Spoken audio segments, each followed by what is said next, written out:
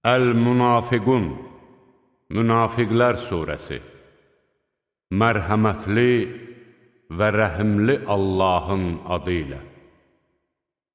Münafiqlər sənin yanına gəldikləri zaman, biz şəhadət veririk ki, sən Allahın elçisisən deyirlər. Allah da bilir ki, sən onun elçisisən.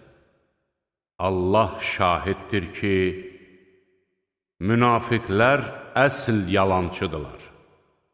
Onlar andlarını sipər edib insanları Allah yolundan döndərdilər. Həqiqətən onların törətdikləri əməllər necə də pisdir. Bu ona görədir ki, onlar iman gətirdikdən sonra kafir oldular. Sonra da onların qəlbinə möhür vuruldu. Artıq onlar anlamırlar.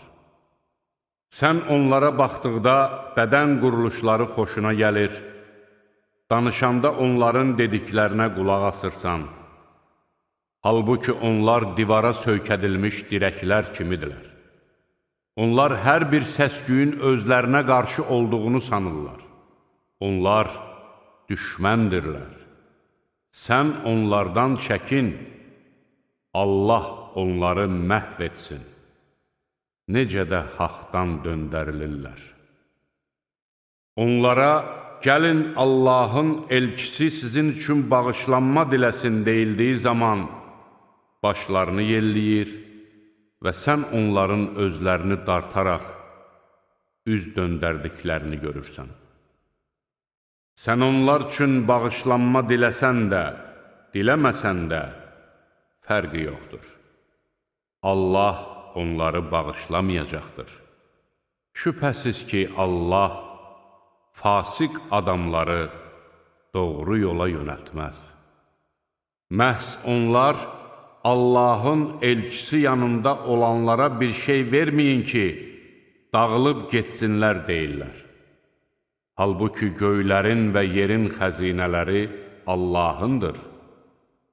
Lakin münafiqlər anlamırlar.